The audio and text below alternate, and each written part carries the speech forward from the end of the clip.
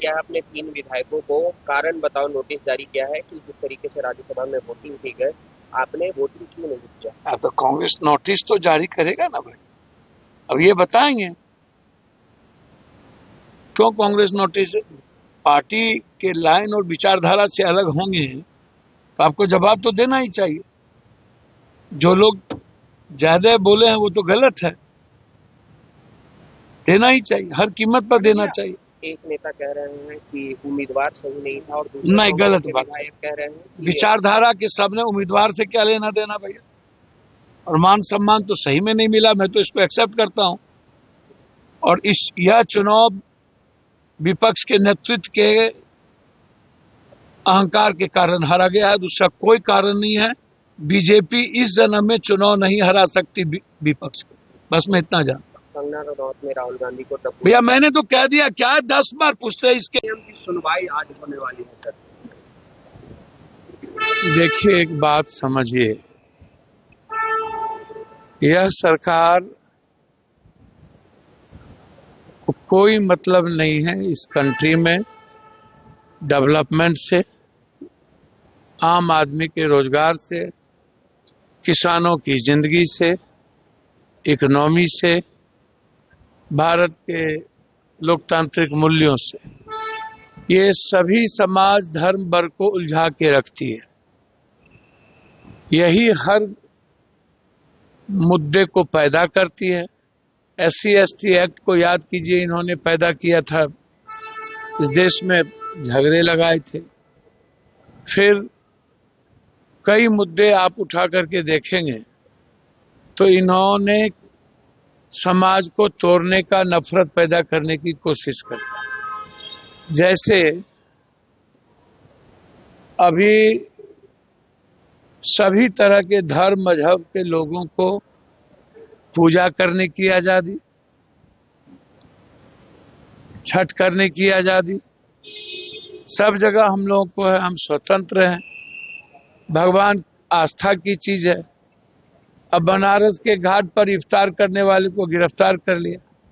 ये डाइवर्ट करते रहते, UGC के मुद्दों पर गलत तरीके से तोड़ जोड़ करके जो समाज के बच्चों के बीच में पॉलिटिकलाइज किया जा रहा है, ये बिल्कुल गलत है। सर्वोच्च न्यायालय को चाहिए कि सरकार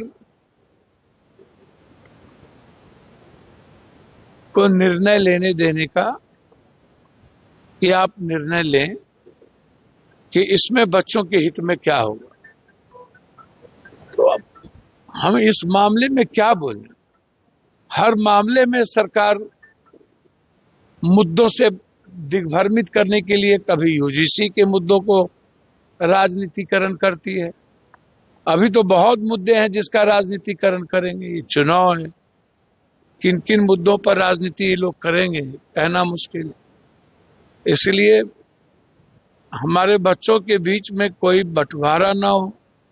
एजुकेशन, जो कॉमन एजुकेशन की बात है, और जिस तरह एजुकेशन को भी खत्म करने की जो गहरी साजिश है, हमें उन मुद्दों पर ख्यालात करने की जरूरत है।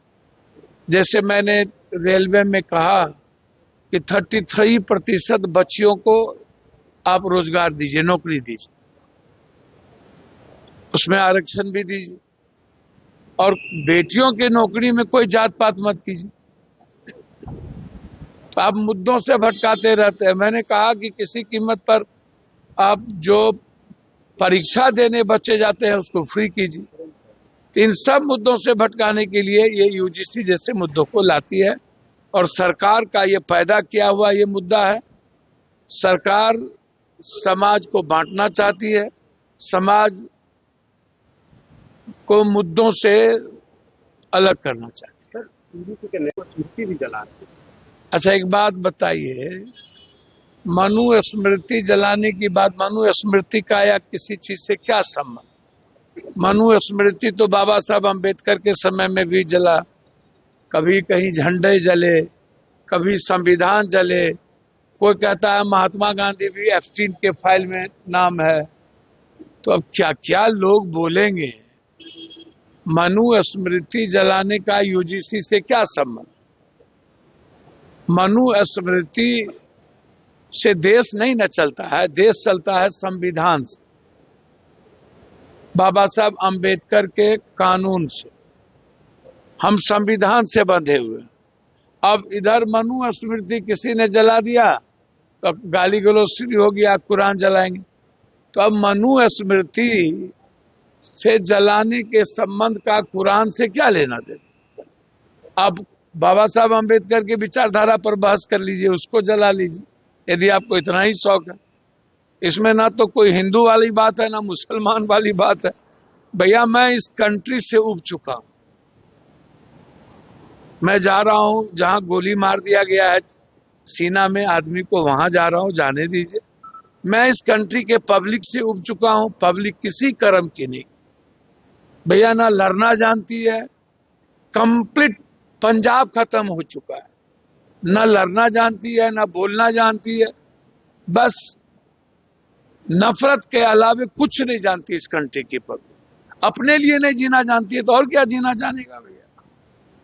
अब इस कंट्री से कई अरब गुना अच्छा नेपाल है, बांग्लादेश है, श्रीलंका है, कोरिया है, जो लड़ना जानती है, जो अपना प्राइम मिनिस्टर बनाना जानती है, जो मरना जानती है।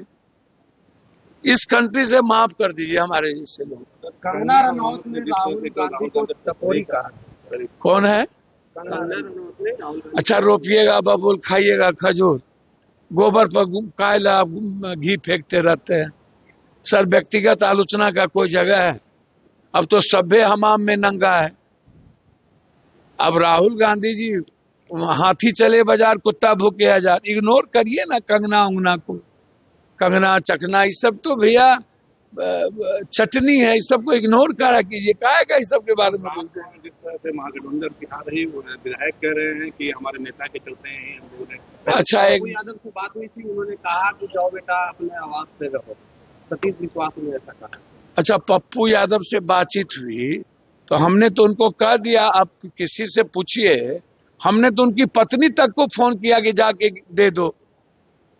भैया, यदि विपक्ष के नेता, क्या दायित्व तो बनता है ना, हमसे तो किसी ने कहा नहीं, ना पप्पू यादव से प्रभारी जी ने कहा। हम 2 दिन मिले प्रभारी जी से, ना मुझसे विपक्ष के नेता ने कोई बात कही और ना ही प्रदेश अध्यक्ष ने मुझसे कोई जिक्र किया।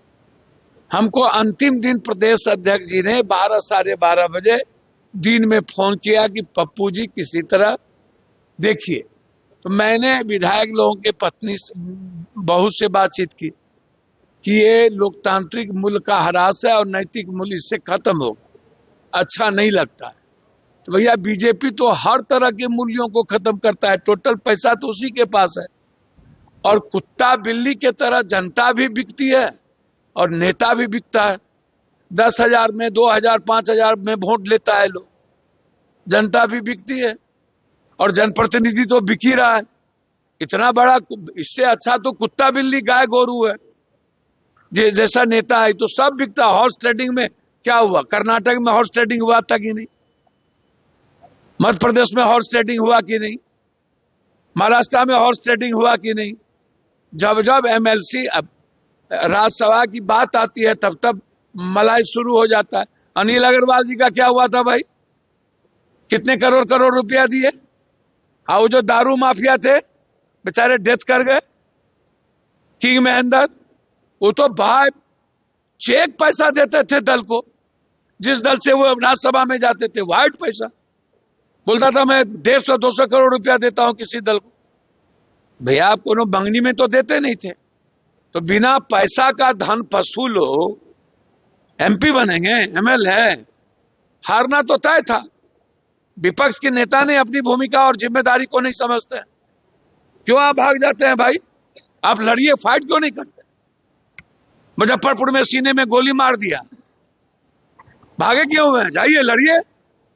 आम आदमी को मार देगा और आप फाइट नहीं कीजिएगा, चल जाइएगा कलकत्ता। कांग्रेस विधायकों का कहना है कि मान सम्मान नहीं किया गया, बात भी नहीं। अच्छा भैया, मान सम्मान हमको कौन देता है?